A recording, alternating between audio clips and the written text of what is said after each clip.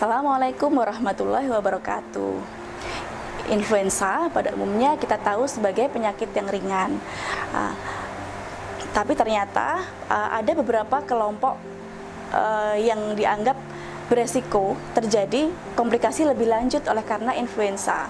Oleh WHO dan CDC dinyatakan ada 4 kelompok yang dapat terjadi komplikasi lebih lanjut apabila terinfeksi virus influenza.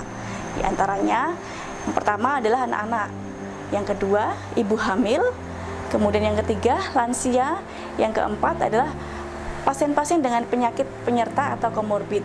Kelompok-kelompok ini apabila terkena virus influenza, terinfeksi virus influenza, maka akan beresiko terjadi komplikasi yang lebih lanjut. Pada anak misalnya, dengan demamnya pada influenza dia bisa kejang. Pada anak juga bisa terjadi otitis atau infeksi telinga. Bisa terjadi bronkiolitis, infeksi pada saluran nafas bronkiolus, dan juga bisa pneumonia, infeksi paru-paru. Nah, pada kondisi yang berat lagi bahkan bisa sepsis atau terjadi infeksi berat karena komplikasi dari influenza. Kemudian pada ibu hamil, demam itu sendiri mengganggu janin, menimbulkan stres pada janin. Kemudian pada kondisi yang lebih berat bisa menimbulkan komplikasi radang paru atau pneumonia. Pada ibu hamil, komplikasi yang bisa terjadi adalah radang paru misalnya, atau infeksi paru. Nah, pada kondisi yang berat, ini tentunya akan mengganggu janin.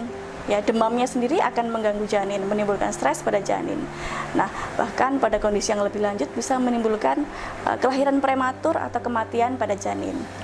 Nah, kemudian pada lansia, daya tahan tubuhnya lemah. Begitu juga pada pasien-pasien dengan penyakit penyerta atau komorbid, yaitu penyakit jantung, paru, ginjal, liver, diabetes, ya, dan lain-lain.